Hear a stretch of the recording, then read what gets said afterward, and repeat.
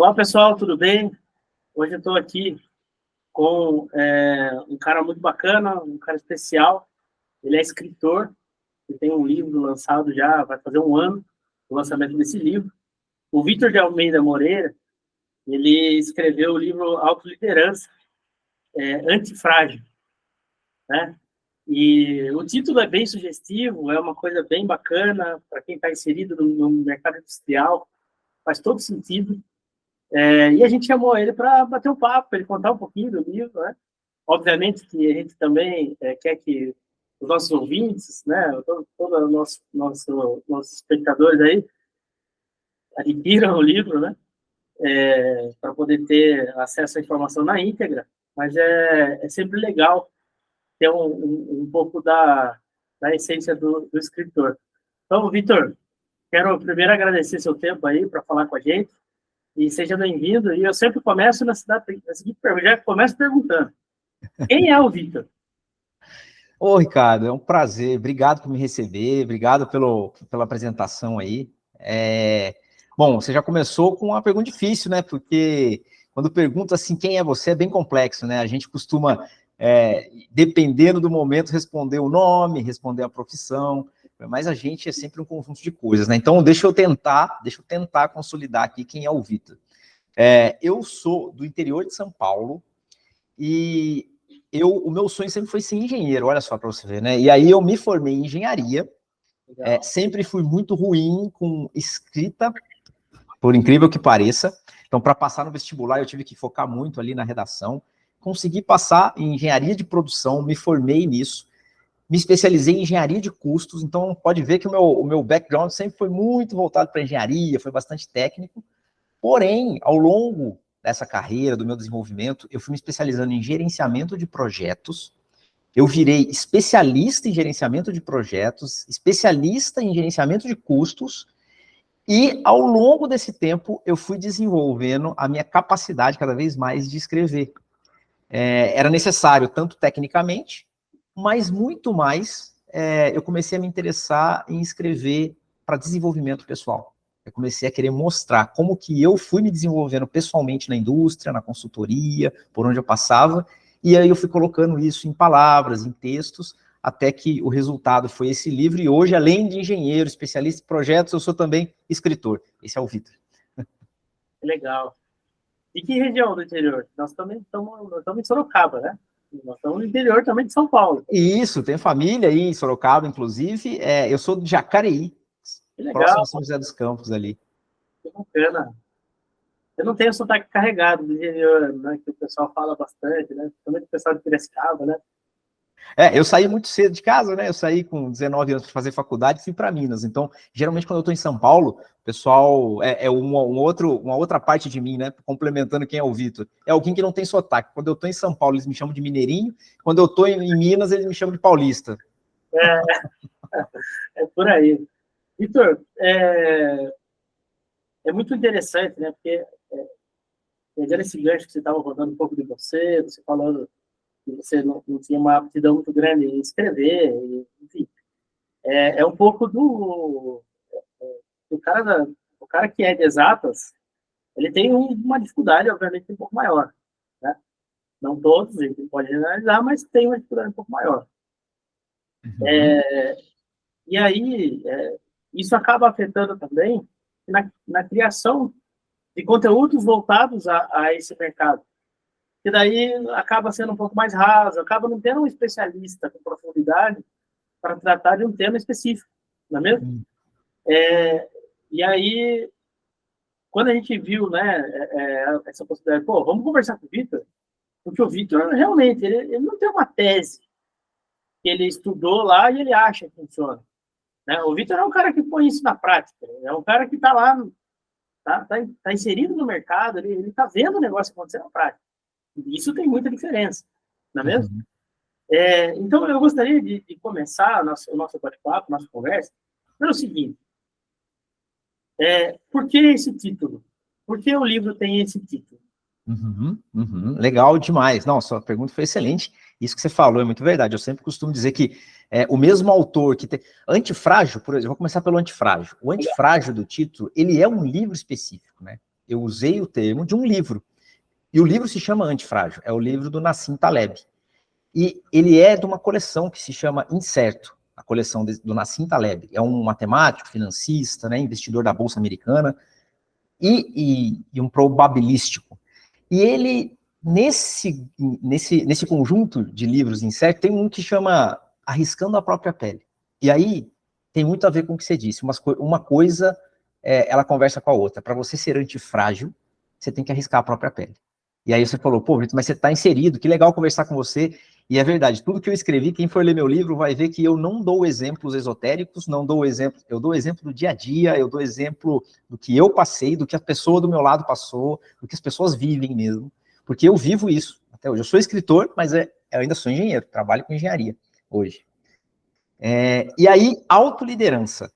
Ricardo, eu estava lendo um livro muito interessante, até já deixo recomendado aqui também. O meu livro é sempre baseado em grandes outros livros, não poderia ser diferente, né? É assim que a gente constrói o nosso processo de gerenciar a dinâmica da nossa existência, né? Então, tem um livro que chama Auto-Engano, do nosso querido Eduardo Gianetti. Nesse livro, eu estava lendo, e ele faz uma pesquisa, ele apresenta uma pesquisa lá muito interessante, é quase um ensaio. Ele faz o seguinte, ele pega uma amostra de brasileiros, assim que ele tinha voltado de Londres, que ele lecionava lá, ele pegou uma amostra de brasileiros, porque ele começou a ver que o brasileiro reclamava demais. Ah, a sociedade é ruim, a economia está ruim, o governo é ruim. Ele falou, meu Deus do céu, mas não é possível que reclame tanto. Deixa eu tentar descobrir onde está o problema. Nessa amostra de brasileiro, ele fazia a seguinte pergunta para as mesmas pessoas. Olha, você acha que o brasileiro ele é racista? Porque o pessoal reclamava que era um país racista. E aí, a maioria das pessoas respondiam sim, 98%. O Brasil é um país racista. E aí, para essas mesmas pessoas, ele perguntava, e você? Você é racista? Os mesmos 98% das pessoas respondiam, não, eu não sou. E aí ele encontrou uma dicotomia muito grande entre nós. Ele falou assim, não é possível que a gente não se enxergue no todo. A deformidade do todo, embora eu seja parte do todo, eu acho que o todo está errado, eu não vejo erro em mim mesmo. Ou seja, está faltando autoliderança, autogerenciamento. Reconhecer quem eu sou, para então mudar o coletivo. Não se muda uma sociedade sem mudar cada indivíduo que vive nela. Daí veio o título do meu livro. Autoliderança. Antes de eu querer consertar o mundo, antes de eu querer liderar qualquer pessoa, antes de eu querer liderar o mundo, liderar inovações, liderar uma empresa, eu preciso aprender a liderar impecavelmente a mim mesmo, como parte desse todo. E aí eu faço isso de forma antiprática. Muito bom.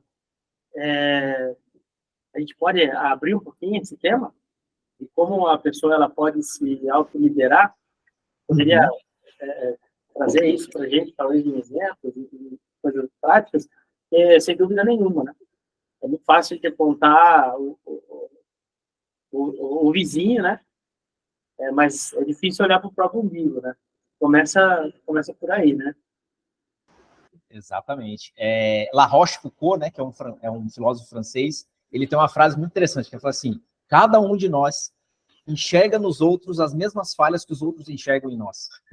Ou seja, é assim, né? A gente é um olhando para o outro, mas a gente nunca consegue olhar para dentro. E aí, autoliderança, você me perguntou, né? Tá, Vitor, tem como ser? Como é que é essa estrutura? Sabe onde eu me baseei, Ricardo? Olha que interessante. Foi aí que eu fiz o link do desenvolvimento pessoal com a engenharia. Lembra que eu te falei que eu sou um especialista em gerenciamento de projeto? Eu tenho uma certificação internacional em gerenciamento de projeto, uma outra em gerenciamento de custo.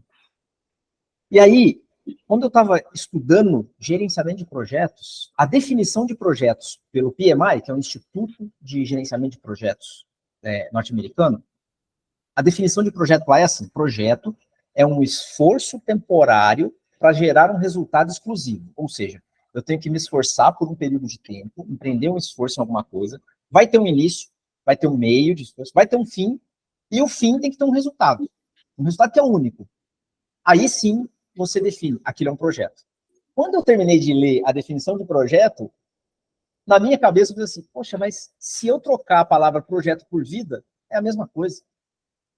Verdade. A definição de projeto é a mesma definição de vida, um esforço temporário, porque a gente tem um início, todos nós vamos ter um fim, e cada um de nós temos um propósito exclusivo aqui. E aí, cara, o que eu pensei? Poxa, se eu preciso me autoliderar, por onde começar? Pelas ferramentas de gestão de projetos. eu aprendi ao longo de toda a minha carreira a como implementar grandes projetos, por exemplo, uma planta industrial no meio da Amazônia, de forma sustentável, com ferramentas e metodologias, fiz isso dar certo, e às vezes eu não conseguia fazer dar certo coisas simples na minha vida. Eu falei, por que não? Por que eu não aplico as mesmas ferramentas e não adapto para a minha vida? Então, a autoliderança, a minha metodologia, ela é totalmente baseada nas 5 etapas de gerenciamento de projetos. Como que eu começo? Eu torno a minha própria vida um projeto e começo por aí. Faz todo sentido. Ainda mais vindo do engenheiro, tá? Eu brinco que a gente está nesse mercado, em muitas situações a gente fala engenheirês, né? E o engenheiro, ele é muito objetivo, ele é muito preciso, ele tem uma característica muito peculiar, né? E isso faz todo sentido. Tenho certeza que todos os engenheiros que absorveram esse conteúdo vão falar, pô, não tinha pensado por esse ano, mas faz sentido, né? Exatamente. Sem dúvida, algo que eu realmente não tinha analisado, mas é por aí, é um grande projeto, né? Um projeto de vida. A nossa vida, ela é um grande projeto, né? Nós temos entregas parciais, nós temos que fazer dar certo algumas coisas. Às vezes ela sai da rota, projetos saem da rota o tempo inteiro, a gente gerencia risco o tempo inteiro em projetos. Na nossa vida, se a gente não aprender a gerenciar os riscos da nossa vida, nós estamos perdidos. E muitas das vezes acaba acontecendo o que acontece na maioria dos projetos, não só do Brasil, mas os projetos que acabam não ganhando a atenção devida. Ele começa sem pé nem cabeça, ele termina, às vezes, inacabado, né? Se percebe o tamanho do negócio no meio do caminho, não é mesmo? Exatamente. Isso acontece em inúmeros projetos e em inúmeras vidas também. É muito comum isso que você falou, projetos abandonados, né? A gente pega grandes caras aí, grandes nomes do mercado, que às vezes têm uma vida pessoal caótica, por exemplo. Uhum. O cara consegue corrigir uma empresa de 500 funcionários que estava ali à beira da falência, né? Mas ele às vezes não consegue corrigir a própria vida ali, o dia a dia dele. Isso realmente faz todo sentido, né? Quais são, dentro desse contexto, né? Quais são aí as suas principais referências que você levou para o livro, né? Eu imagino que você não levou só essa teoria, né, de engenheiro. Quais foram os complementos aí que você usou para ir construindo essa argumentação dentro do seu trabalho? Exatamente. Dentro da obra, né? É o livro. Sim, exatamente. Eu só me baseei nisso, quem for ler vai ver que eu explico que eu me baseei nesses 5 pilares de gerenciamento de projeto, porém, o que eu fiz foi trazer isso para a minha vida de forma que eu comecei a identificar onde eu apliquei essas questões. E aí eu trouxe para essa parte do desenvolvimento pessoal, galgando até o cuidado com a própria carreira, com a própria empresa, com a própria... Então, eu saio do desenvolvimento pessoal e mostro que é fundamental tê-lo muito bem estruturado para que a carreira profissional, seja você um empreendedor, seja você um funcionário, seja você... ela se desenvolva. Muitas vezes a gente não consegue desenvolver nossa carreira, a gente trava na empresa, igual você estava falando, a gente trava a nossa empresa justamente porque a nossa vida, nós mesmos, não estamos conseguindo se autoliderar. Então, o que eu me baseei, cara? Olha que legal, né? Lá no gerenciamento de projeto, a gente tem lá desde o início de assim, ninguém começa um projeto sem entender os recursos que tem. Então, eu quero, por exemplo, abrir uma empresa. Não deveria, né? Vamos lá. Não deveria. Não deveria. Mas dizer ninguém é muito leviano, viu? Então, acho que muitos projetos começam dessa forma. Não, excelente seu ponto. Meu pai, ele fala muito isso, né? Toda vez que eu falo assim, as pessoas não podem, ele fala, não, as pessoas podem, elas só não devem, mas podem. Não é recomendado, né? Mas é verdade, me expressei errado, e até por isso que, inclusive, eu acho que cai naquilo que você estava falando, muitos projetos falham, porque quando você começa sem entender os recursos que você tem, você não faz uma avaliação da onde, você não faz uma pesquisa de mercado, você não avalia o seu caixa, você não avalia os investimentos que você precisa, a tecnologia que você vai aplicar. Quando você não tem esse diagnóstico inicial, as chances de o projeto dar errado é enorme. E tem vezes na nossa vida que a gente vai vivendo por viver. E a gente não para fazer um diagnóstico nos recursos que a gente tem. Já percebeu?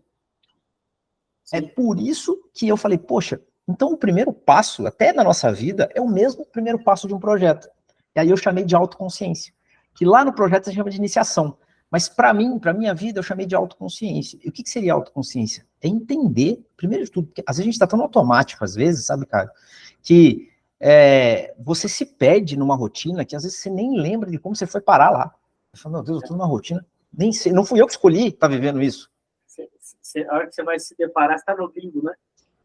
Exatamente. Exatamente isso. Você fala, como é que eu estou aqui? E aí tem momento que a gente tem que parar. A autoconsciência é isso. Então, se você até agora não parou para pensar no seu projeto de vida, para. Ah, mas por onde eu começo? Né? Você perguntou, mas onde eu começo? Pronto, para mim é a base de tudo, a autoconsciência. Então, o primeiro passo são 5 As. São 5 As. Eu tenho no meu livro a autoconsciência, depois a autorreflexão, depois a autorresponsabilidade, a autoignição e a autorregulação. E por que eu sempre dou foco na autoconsciência? Porque ela é o início de tudo. Sem ela, eu não consigo estruturar um projeto de vida que é o que eu busco ou que vale a pena. A autoconsciência, eu tenho que avaliar duas coisas. Uma coisa legal que eu gosto da autoconsciência, sabe, que a gente nunca faz, a gente fala assim, tem que avaliar nossas forças. Você é forte em quê? Muitas vezes, olha como a gente faz, né? Eu fiz isso muito na minha vida, eu aprendi na dor. A gente acha que força é tudo aquilo que as pessoas admiram na gente. Nem sempre. Nem sempre. Tem coisas que as pessoas não admiram em nós. Então, por exemplo, o Winston Churchill, primeiro-ministro lá da Grã-Bretanha na Segunda Guerra Mundial, que inclusive foi crucial para vencer a guerra, né, contra Hitler, para vencer Hitler, você vai ver a biografia dele, ele era um político intragável. Por quê? Ninguém gostava dele, todo mundo achava ele incompetente, porque ele era obsessivo. Ele era um patriótico obsessivo. Só que a obsessão dele, na circunstância certa, no momento certo, aplicado de forma certa, se tornou uma força absurda que fez ele vencer Hitler. Sem dúvida. Ou seja, algo que ninguém admirava virou força. Eu só preciso entender se aquilo que eu tenho está posicionado no lugar certo. A autoconsciência me ensina, no meu livro, eu ensino como ir identificando essas coisas, sabe? Muito legal. Isso é fundamental. E até queria pegar um ganchinho, se eu estiver errado, peço, por favor, me corrija, mas acho que é importante isso. Vou levar a analogia de projeto mesmo, e eu vou fazer um comparativo híbrido entre vida e projeto mesmo. Perfeito. Quando a gente fala de um projeto de curto prazo, o gerenciamento é mais fácil, a execução tende a ser mais fácil, em vários aspectos. Quando a gente entra em projeto de longo prazo, a conversa é completamente diferente. Porque, veja, quando a gente está num projeto de curto prazo, a gente vai analisando ali o status de cada etapa, enfim, cada entrega, né? É algo que você consegue já ir vendo uma evolução nítida. Uhum. Né? Ao ponto que, quando você fala de um projeto de longo prazo, se eu estiver errado, tá? Por favor, nós estamos aqui realmente é algo que chega um ponto que realmente entra no piloto automático. Isso. Acho que é nesse ponto que você quer chegar, né? Perfeito, perfeito. Não, sua análise foi cirúrgica. Até agora está cirúrgico. Não, então, porque você como especialista de projeto, né, a minha linha de raciocínio é a seguinte. Quais são as principais ferramentas? Eu acredito que no livro você vai ter todas, você não precisa dizer todas, né?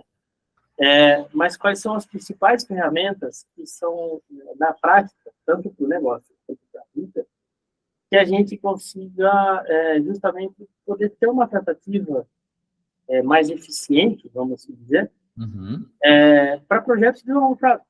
Por exemplo, a vida da gente. Entende? Então, aí eu já te devolvo uma pergunta, né?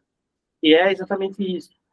Se você puder fazer, de repente, mais comparações de projetos de curto e médio prazo para projetos de longo, e trazer isso dentro do contexto do livro, porque eu achei que era legal colocar essa posição, justamente para que as pessoas, de repente, quem não foi tão a fundo igual eu fui agora, possa também levar esse raciocínio com a gente.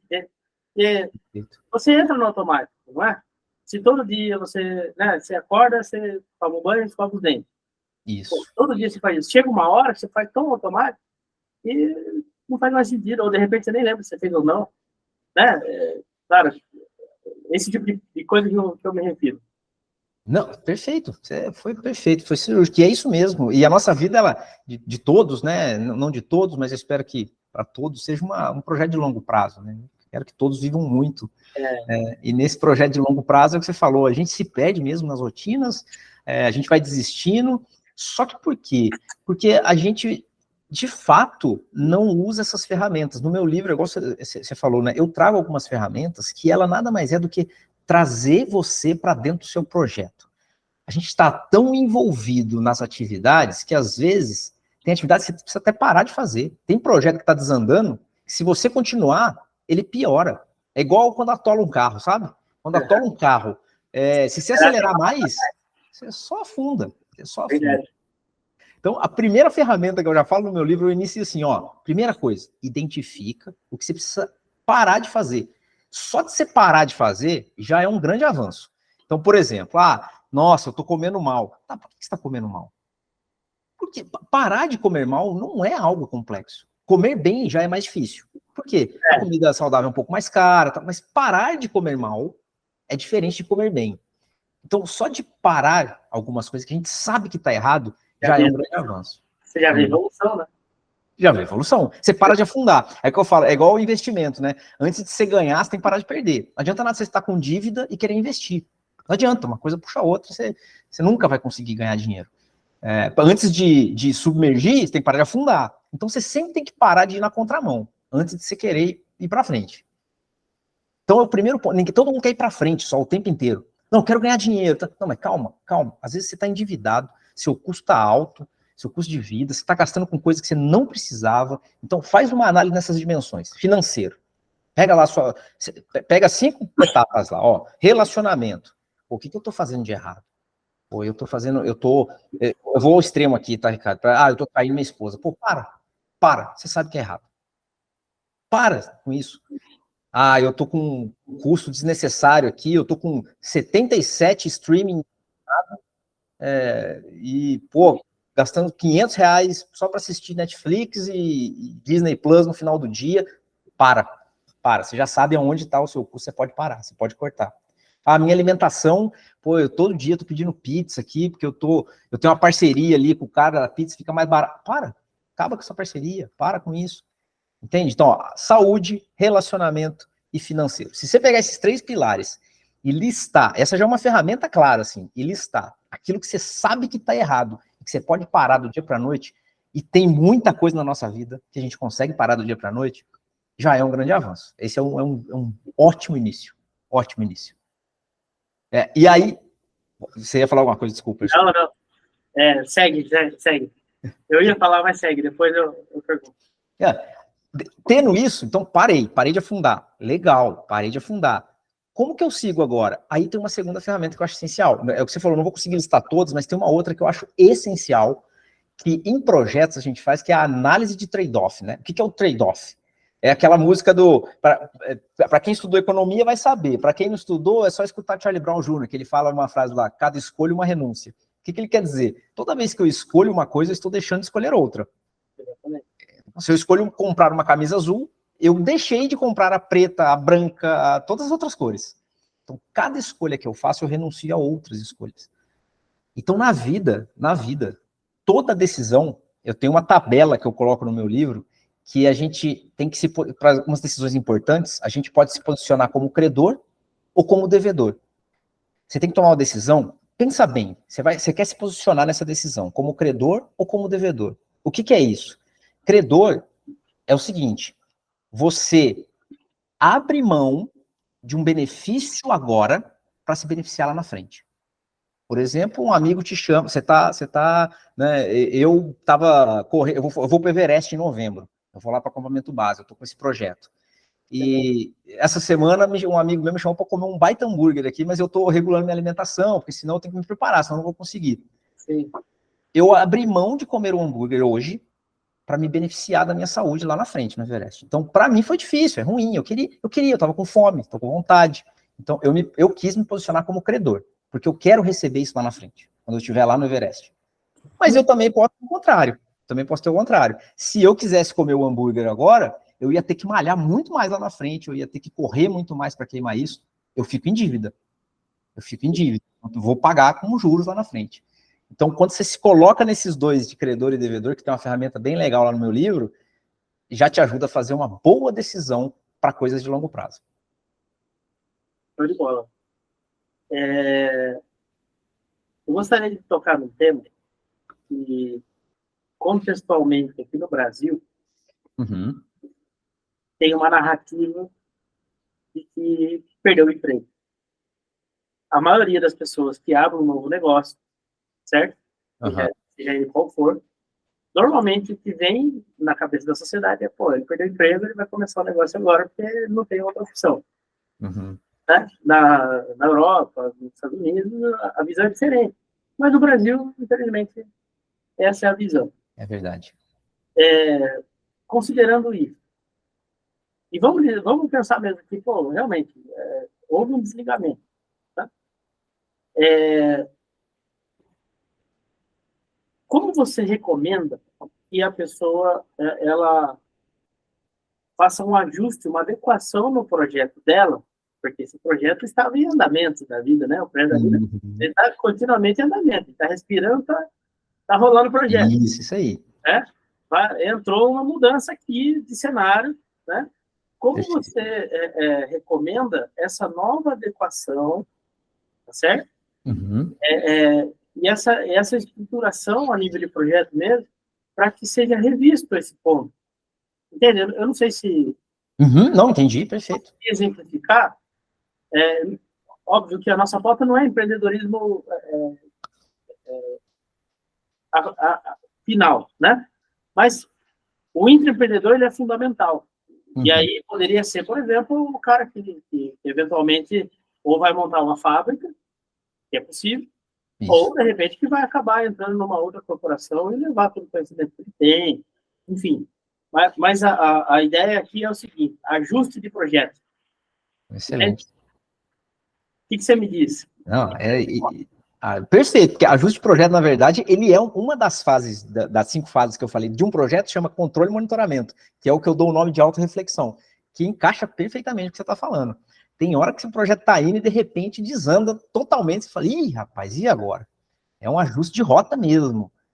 Tá, como que você faz ajuste de rota em projeto, quando acontece uma catástrofe, uma tragédia, ou simplesmente algo que você contava, não aumentou o preço da gasolina, agora meus equipamentos vão ficar muito mais caros do que eu esperava, eu não tenho caixa para isso, por exemplo. É algo inesperado. Na nossa vida, a mesma coisa. Eu estou lá no meu emprego, vou até usar o seu exemplo, estou lá no meu emprego, eu estou bem, ou pelo menos, né, tô no final do mês, estou com meu salário, eu sou mandado embora. Primeira coisa que eu enfrento é algo que eu achei sensacional que você falou. É esse olhar das pessoas de ele está desempregado, ele foi mandado embora, ele não tem mais emprego, ele não é mais nada. Como se ele ser alguém, para ele ser algo produtivo, ele precisasse ter uma carteira assinada. Ele precisasse que uma empresa reconheça ele como colaborador. E isso é uma cultura muito ruim. Mas é por isso que eu chamo de autoliderança. Eu mesmo, independente das pessoas, eu tenho que começar a desvincular isso. Eu sou um ser produtivo por mim mesmo. Eu não preciso estar debaixo do nome de uma empresa. Eu sou um ser produtivo. Eu tenho a capacidade, eu tenho que parar, eu fui mandado embora. O que eu faço agora? Primeira coisa, você estava feliz onde você estava? Você estava feliz, de verdade? Analise em todas as dimensões. Porque geralmente a gente analisa só em uma dimensão, que é, mas eu tinha meu salário. Tá, mas sua vida é muito mais do que um salário. Sua vida é muito mais ampla do que isso. Para e pensa, eu estava feliz? Pô, tava. Você quer voltar para essa área? Quero. Então essa é uma ótima fase. Essas fases de que acontecem essas coisas inesperadas, é um ótimo momento, porque eu chamo de preparação. A vida não evolui sem preparação. Eu nunca passo para o próximo nível da minha vida sem me preparar antes. A vida é uma coisa que eu descobri, em projetos também. O próximo nível do projeto e o próximo nível da nossa vida não acontece se a gente não estiver preparado para recebê-lo ou para executá-lo.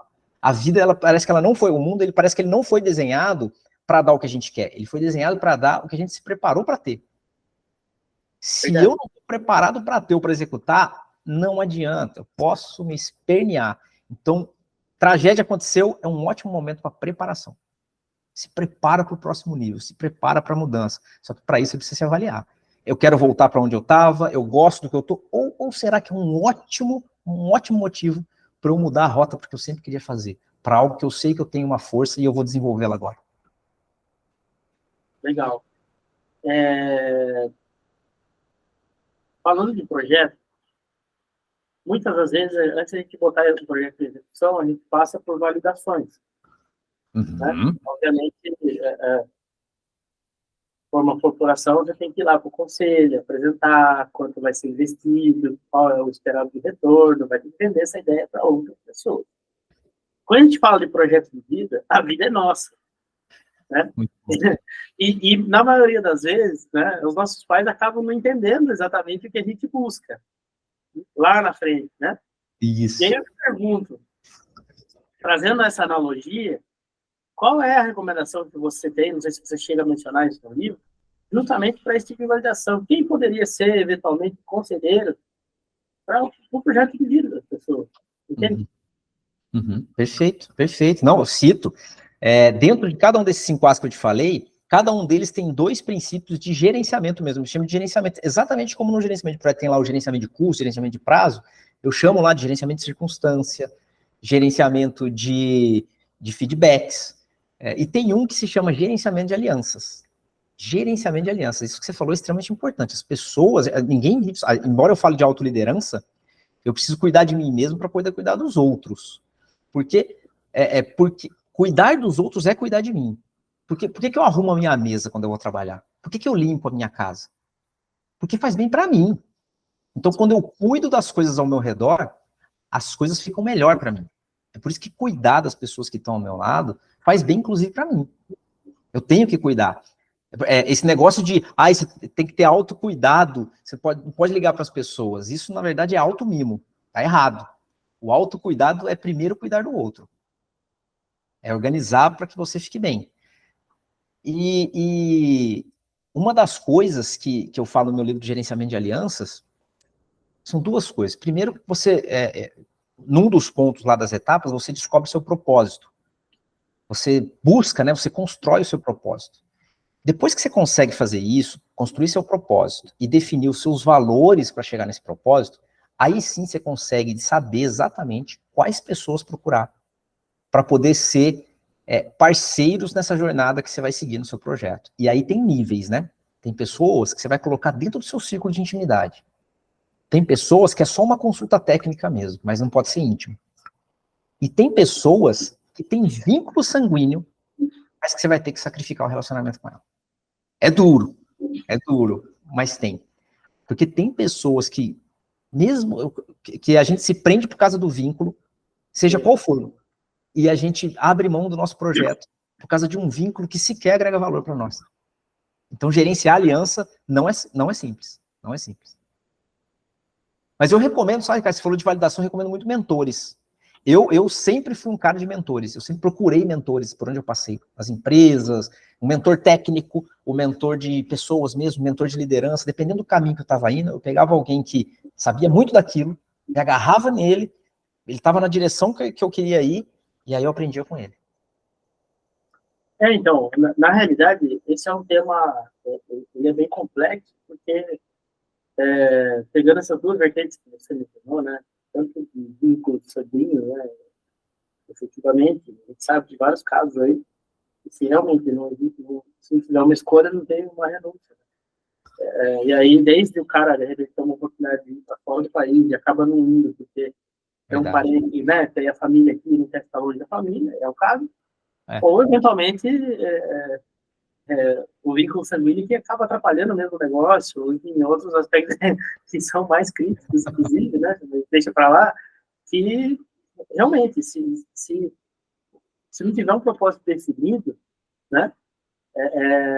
Vai rodar em círculo, vai gastar, né, recursos, vai se esforçar e não vai chegar no resultado esperado, né? E aí eu já emendo no comentário, que é a questão de propósito. Eu converso com muitos, né, muitos gestores, muitos diretores, e eu acabo, ao longo das conversas, eu acabo identificando o seguinte: muitos deles reconhecem, sim, alto e claro, ainda não consegui definir exatamente um propósito da minha vida. E esse é um ponto que eu acho que muita gente, ó, é algo assim que não, por mais que a palavra propósito ela seja tenha sido muito difundida nos últimos anos, a gente percebe que a palavra ela está no nosso vocabulário, a gente fala muito sobre propósito, mas na prática, de verdade, na essência, muitas pessoas ainda não conseguiram nem sequer rascunhar um desenho de propósito de vida ou de projeto, ou, né? E muitas empresas, inclusive, né? A gente vê muito no mercado, umas bem-sucedidas, outras mal-sucedidas, mas que não tem um propósito claro. Nem dentro dos fundadores e nem com a equipe, nem com os clientes, nada, né? Então, eu gostaria que você falasse um pouco sobre o propósito. Perfeito. Não, e você falou uma coisa muito interessante, sabe, Ricardo, sobre a palavra ela foi tão difundida que ela desgastou. E aí, com o desgaste dela, ela se misturou, o significado de propósito se misturou com o significado de outras palavras que tangenciam ela, mas não significam propósito. Por exemplo, tem gente que trata meta como propósito. Eu fiz isso na minha vida. Eu fiz isso. Eu errei. Feio. E aí eu descobri o que era propósito, sabe como?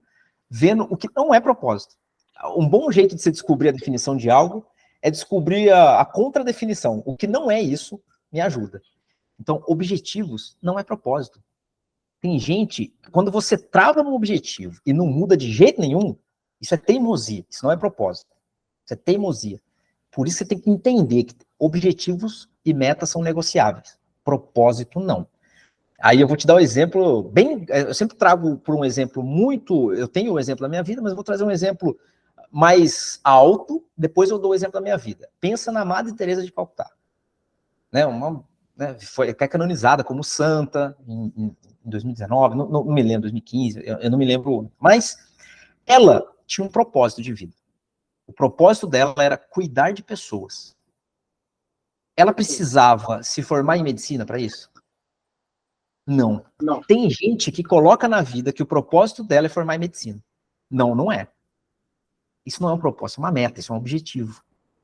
Se o seu propósito é cuidar de pessoas, tem N maneiras de fazer isso. Madre Teresa de Calcutá cuidou de mais pessoas e salvou mais vidas do que muito médico que se formou em Pinheiros, na USP. Verdade. Então, propósito você se executa e você negocia seus objetivos. Você tem diversos caminhos para executar o seu propósito. O propósito ele te dá maleabilidade, flexibilidade na execução. Objetivo e meta, não. Eu queria passar no ITA. Você conhece, é de Sorocaba, né? Então, quando eu estava fazendo vestibular, eu até conto isso no meu livro. Na minha cabeça, olha para você ver, eu era menino, né? Eu tinha um propósito de vida, que era fazer a melhor faculdade do país. E aí, eu comecei a estudar para passar no ITA. Rapaz, não consegui, falhei N vezes, falhei por 3 vezes, e na minha cabeça aquele era o meu propósito. Até que um amigo meu um dia foi em casa me visitar, ele já estava no 3º ano de faculdade e eu ainda fazendo cursinho para tentar passar no ITA, né? Aí ele falou assim para mim: Vitor, quando eu lembro de você falando que você queria se formar e ser um profissional, eu não me lembro de você citar ITA, eu me lembro de você citar que queria ser um profissional de destaque. Você precisa do ITA para isso? Cara, aquilo abriu a mente, eu falei assim, puta, o meu propósito é ser um profissional que faz a diferença. Sim. E o ITA é só um objetivo, eu posso abrir mão dele, tem outras formas. Aí eu fui para uma outra universidade federal, inclusive, né, engenharia de produção, e meu propósito está sendo cumprido, tanto que eu lancei um livro, eu estou ajudando uma empresa, eu estou ajudando pessoas, eu vou começar a mentoria, olha para você ver. Aí que eu entendi a diferença de propósito. Então a gente tem que tomar muito cuidado. A primeira coisa é saber se é um objetivo ou não. Propósito não se atinge, propósito se vive. Isso é muito claro. Para mim, isso define o que é propósito. Propósito, você nunca vai chegar lá. Propósito, você vai viver isso. Se você tem um negócio para chegar lá e vai acabar, é objetivo, não é propósito. É verdade. É, assim, dentro de todo o apanhado do livro, né, essa pegada de propósito ela é muito profunda. Se deixar, a gente fica, né, É, a entrevista inteira falando de propósito, e é, sem dúvida nenhuma, muito importante. Né? muito. O projeto consistente ele tem que ter um propósito. Ou é para ele, né, reduzir um desperdício, ou ele é Isso, para aumentar a eficiência, ou, enfim, algum propósito tem que ter sempre. E isso, de vida não pode ser diferente, né? perfeito. Mas levando para contextualizar outras ferramentas que você menciona no livro, tá? Outros gatilhos, enfim, porque a gente já está quase chegando no fim da nossa entrevista. Eu gostaria que você exemplificasse para a gente, ou de repente passasse outros pontos que, de repente, por mim, passou despercebido. E Uhum. são coisas fundamentais. Tudo que a gente falou aqui é essencial para um projeto tradicional, né? Do nosso trabalho, do dia a dia, ou um projeto de vida, que é algo muito importante. Cada um tem o seu projeto, e é importante, porque é a nossa vida, né? Sim, sim, com certeza. Então, É, eu gostaria que você passasse para a gente assim, outros pontos legais, né, uhum. do livro, para realmente o público entender a importância mesmo da leitura, enfim. E outro ponto, né? O brasileiro Uhum. não tem o hábito de leitura. Isso Não fica tem. sempre caracterizado para o nível mais alto da sociedade. E isso é um grande erro. E é uma coisa que a gente não precisa necessariamente ser rico para poder ler livro, para poder ter esse hábito. Enfim, e é uma outra coisa também que a gente precisa quebrar esse paradigma, né? É, precisa, precisa, Ricardo, isso é verdade. Eu falo, né, meu livro ele foi best-seller em 2022. Assim que ele lançou, ele vendeu bastante, até pelo tema. Então, em negócios, ele foi best-seller pela Publish News. E aí eu falei, poxa, best-seller deve ter vendido muito. Não, para ser best-seller no Brasil, você não precisa vender muito, não. Olha que, e eu não tenho vergonha nenhuma de falar isso. Na verdade, eu fico triste. Então, eu tinha vendido 700 cópias. É muito, é bastante para um autor que está se lançando, é bastante. Mas eu ainda acho muito pouco para um país como o Brasil. Eu acho muito pouco para uma Pois é. população que, sabe, tinha que consumir mais. Eu concordo com você muito, muito. É uma coisa que eu sempre comento, né? Infelizmente, isso é cultural, né? Mas a gente não muda uma cultura, você começou dizendo isso, a gente não muda uma cultura se a gente não, primeiro, criar o hábito dentro da gente, a gente mudar, né? Então, Isso. esse é um ponto bem importante aí, mas conta pra gente aí um pouquinho dessas outras abordagens que existem no livro. Eu até percebi, né, que o livro ele não tem muitas páginas, né? É um livro de aproximadamente 500 páginas, né? Então Isso, é um isso. livro que deve ser super gostoso de ler, super dinâmico. E aí eu pensei Exato. assim, pode ter sido um engenheiro mesmo que escreveu, né? Porque se fosse um escritor, dava umas 800 páginas, né? Dava, Como isso. é um cara mais objetivo, 200 bastou, né? Bastou, 192 páginas. E é o que você falou, assim, quem for ler meu livro vai ver que ele é muito prático. É assim, é papum. Eu não fico muito, sabe, dando aquela viajada. Não, olha, é isso, foi isso que eu passei, eu apliquei assim, tá aqui a ferramenta, aplique. E eu dou os passos. Aplica assim, pronto. É como engenheiro mesmo. Então, por isso que ele é curto, porém ele é muito denso. Porque, inclusive, eu recebo muito feedback, né, em um ano já, né, vai fazer um ano mês que vem do lançamento do livro. Um dos maiores feedbacks que eu recebo é, Vitor, eu tô tendo que ler o seu livro pela terceira vez, para ir anotando as coisas. Então, Mas eu porque é vou muita dizer, coisa. assim, Vitor, eu ainda não tive a possibilidade, né? Eu não gosto de ler vários livros juntos, senão eu acabo me perdendo. Eu vou ler um Uhum. livro por vez.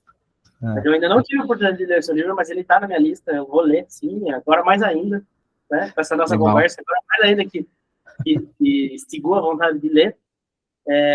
Mas a grande da verdade é que a maioria dos bons livros, você precisa ler mais de uma vez mesmo, para você conseguir realmente Verdade. absorver. É igual aos bons filmes, né? Às vezes, Isso. na segunda vez que você lê ou que você assiste, você acaba pegando detalhes que na primeira vez você não observou, né? Perfeito. Então, Perfeito. é muito legal e é fundamental isso. Legal esse feedback, hein?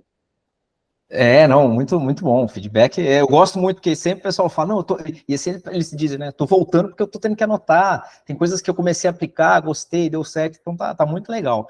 Mas voltando à sua pergunta, né, eu vou pôr alguns pontos aqui, cara, assim, você perguntou, Vitor, alguns fundamentos do seu livro, que é essencial. Então, tanto para projeto mesmo, empresa, que eu aplico em projetos que eu faço aqui na mineração, onde eu trabalho. E para o meu dia a dia, para a minha vida pessoal. Porque para mim, inclusive, eu falo isso no meu livro, não existe essa divisão de vida. A gente só tem uma vida. E aí, essa vida, ela abrange a profissional e a pessoal que a gente costuma tentar, mas uma está interligada na outra o tempo inteiro. Quando eu separo, eu corro o risco de tentar otimizar uma muito mais que a outra. Quando eu faço isso, eu caio numa armadilha de produção, que é do Goldratt, que é um especialista em produção que escreveu aquele livro A Meta, que ele fala o seguinte, numa empresa, o ótimo local, se você tentar otimizar todos os pontos locais da sua empresa, todas as áreas, você vai gerar um caos. O ótimo local não gera o ótimo global. Você não pode analisar a empresa área por área tentando otimizar tudo. Você analisa ela integrada. Na nossa vida é a mesma coisa. Mesma coisa. Então, eu já não vejo essa diferença. A primeira coisa é, para de separar a vida em caixinha. É importante você ter os pilares que analisar. Mas para de, eu tenho que focar. Esse ano eu vou focar na minha carreira. Não faz isso. Não faz isso. Não sai focando em coisas pontuais na sua vida que você vai quebrar as outras.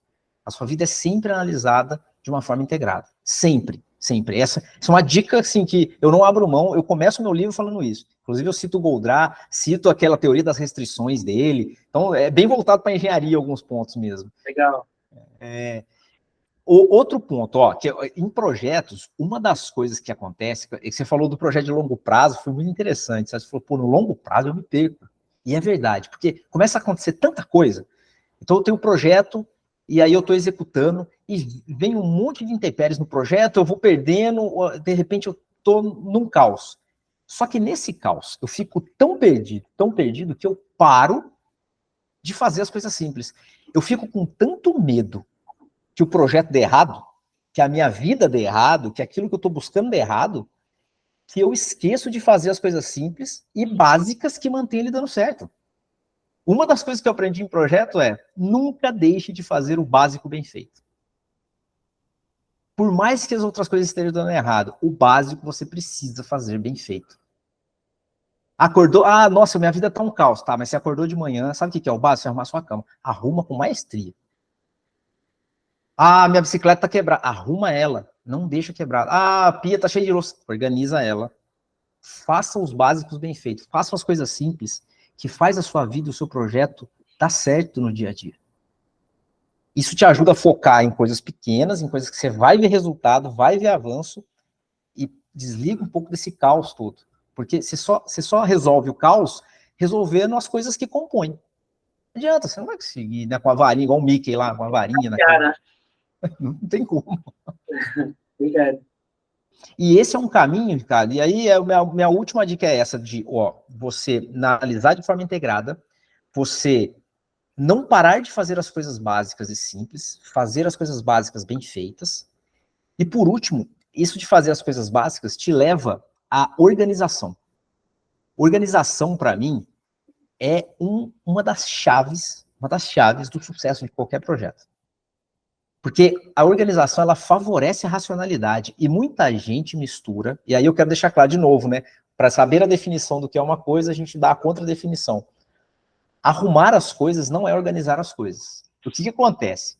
Se uma estante, eu tenho até um post que eu fiz no Instagram esses dias, que o pessoal gostou muito, que é, se eu tô passando, você tem uma estante de livro, vamos supor que você tem, o Ricardo tá ali com a estante de livro dele, aí, eu não sei se você tem filho, sobrinho, mas passa ali uma criança e derruba tudo. E seus livros estavam todos ali, bonitinho. Aí você vai e pega os livros e volta todos eles para a estante. Você arruma bonitinho em cada nicho. Você arrumou, mas você não organizou. Na hora que você for buscar um livro ali, mesmo estando arrumado, você vai sofrer para encontrar. Mas se você gastar um tempo para falar assim, não, eu vou colocar por gênero, eu vou voltar eles para a estante, mas eu vou colocar por gênero os meus livros aqui, nesse nicho vai ser o gênero tal, a organização tem critério, a arrumação não. Tem gente que sai arrumando a vida achando que está organizando, mas não está. Então, essa é uma última dica. Organize a vida, crie critérios para as coisas que você vai colocar. crie priorização, crie alguns critérios. Isso, priorização e critério é essencial para você favorecer a racionalidade e o avanço das coisas no projeto. Muito bom. Eu tenho uma frase que eu uso muito, quase diariamente, que é: o ótimo é inimigo do bom. Essa frase, obviamente, não é minha, mas eu sou da opinião que melhor do que não fazer nada é fazer alguma coisa. Né? Pior que uma má decisão é uma indecisão. Muito contextualizando bom. Aí, eu vejo também muita gente que tem projeto, tem planejamento, planeja, mas nunca tira do papel, nunca tira da gaveta. Muito bom, verdade. E aí eu queria saber o seguinte: você aborda coisas desse tema no livro? Porque, tudo bem, pode ser que seja muito levando da minha parte dizer que o ótimo é inimigo do bom e sai fazendo de qualquer jeito tudo. Mas também deixar de fazer porque quer fazer algo muito perfeito também e nunca fazer, não saiu do lugar. Perfeito, tá, perfeito. Não, você foi de novo cirúrgico, né? Eu acho que você é especialista em projeto também. Só pelo jeito que você fala, pelas perguntas que você faz, eu tô achando que você tem a certificação em projetos também. Se não tem, você já trabalhou muito com projetos. Já trabalhei bastante com projetos. Ah, não, claramente. Na verdade, eu vim da área de análise de sistemas, né? Então, sistema é um projeto eterno. Né? Então, a gente tem uma facilidade, obviamente. Mas a gente, né, todas as conversas, todos os diálogos que a gente tem com as indústrias aí, de modo geral, a gente acaba ganhando um pouco dessa bagagem, né? Sim. Mas, e isso sempre entra, viu? E às vezes tem casos aí de grandes líderes que o cara depois repete: é verdade mesmo, ótimo inimigo do bom, e fizeram alguma coisa, algo aconteceu, né? Diferente do que era no passado. Então, aí a gente começa a perceber que realmente a coisa começa a rodar, né? Uhum. Mas, e no livro, qual é a análise que tem nesse aspecto? De só planejar e não pôr em prática? Não, tem com certeza, que é uma das 5 etapas do projeto lá que eu te falei é a execução, né? E aí, dentro da execução, o que faz o paralelo com o meu livro é o que eu chamo de autoignição. Esse é até um nome bem engenheiro mesmo, né? Mas é autoignição, que é nada mais do que você aprender a se entregar para os seus compromissos. Que você já passou pela autorresponsabilidade, aí você aprende a se entregar, a executar. Como fazer, como se entregar, como tirar do papel. Uma frase que eu adoro e que resume muito bem isso é: a gente tem que lembrar sempre, eu não sou a minha intenção, eu sou o resultado que eu gero. É uma frase do meu livro. Muito boa, eu gostei dessa. Porque a gente tem mania de achar que só de ter intenção, aí a gente já pronto, a gente já se sente bem com a gente mesmo. E aí, só que o que acontece? Quando a sua intenção, ela se distancia do seu resultado, sabe como que você fecha esse gap? Sabe como que a gente fecha? Justificativa. Desculpa. Ah, não deu. Ah, é porque não sei o quê. Ah, porque... Aí você começa, porque ficou longe que você intencionava do que você fez o resultado. Então, como que... Aí é o que eu falo, outra frase que complementa essa. Quanto menos justificativa você precisar dar, quanto menos desculpa você precisar criar, mais valor você vai gerar na sua vida. Show de bola. Vitor, foi uma aula. A gente, infelizmente, está chegando ao fim. Não, mas foi excelente. Foi uma conversa muito bacana.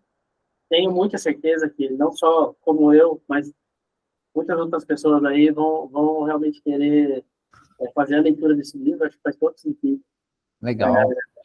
Principalmente porque não estamos na parte teórica, né? Não estamos em teologia, estamos realmente na prática. Uhum. Então, isso muda totalmente o contexto, pelo menos do meu ponto de vista, né? E, cara, quero muito te agradecer, quero deixar um espaço agora no final, só para você, eventualmente, passar uma mensagem aí para todo o nosso público aí, enfim, e te agradecer mesmo do seu tempo, parabenizar pelo projeto, que realmente, né, é um ponto fora da curva. Um engenheiro escrevendo um livro aí focado nesse tipo de analogia, eu acho que é fundamental, e é isso que faz a nossa diferença mesmo, é isso que vai levar o Brasil cada vez mais para cima, né? Não, obrigado, Ricardo. É importante, vindo de alguém como você, do seu nível, que eu admiro, é importante. Esses feedbacks de pessoas que a gente admira, inclusive, são muito importantes para a gente. Tem o gerenciamento de feedback que eu falo no meu livro, que é justamente se observar de onde estão vindo os feedbacks. Porque tem muita gente que busca por validação e não por feedback. Se o feedback não for o que ele quer, aí ele acha que é crítica, ele acha que é injusto, que ninguém... Então, ele fica buscando por validação, não feedback. Mas muito obrigado, Ricardo. Para mim é muito importante. Obrigado por esse espaço aqui. E, assim, o meu livro eu escrevi justamente porque, quando eu decidi escrever ele, essa metodologia, eu estava realmente passando por uma fase muito sombria da minha vida, na minha família, na minha casa. Então, quando eu decidi escrever ele, o meu propósito de escrever ele, né, voltando para o termo propósito, eu já tinha essa metodologia dentro de mim. Então, não foi para mim, foi de fato para ajudar as pessoas. Então, o livro ele foi escrito para ajudar pessoas que realmente estão assim, o mundo ele está cada vez mais caótico. Então, o livro ele tenta de fato ser uma bússola. Se você for ver, deixa eu até mostrar ele aqui, se me dá licença, a capa dele é uma bússola, tá vendo? Sim. E justamente por isso, porque eu sempre fui apaixonado pela bússola, e a metodologia para mim é a bússola, né? Porque quando você sai para uma aventura, para uma jornada, quando eu lia os livros lá infanto-juvenis que eu gostava, se tinha uma coisa que não faltava na mochila de um aventureiro, era a bússola, para ele não se perder. Por isso, meu livro é isso. Então, para quem está aí buscando se reencontrar, pode ler o meu livro, que eu tenho certeza que vai ajudar. Show de bola. Vitor, foi um prazer falar com você, quero novamente agradecer aí. E, pessoal, até a próxima aí. Muito obrigado. Eu que agradeço, Ricardo. Muito obrigado.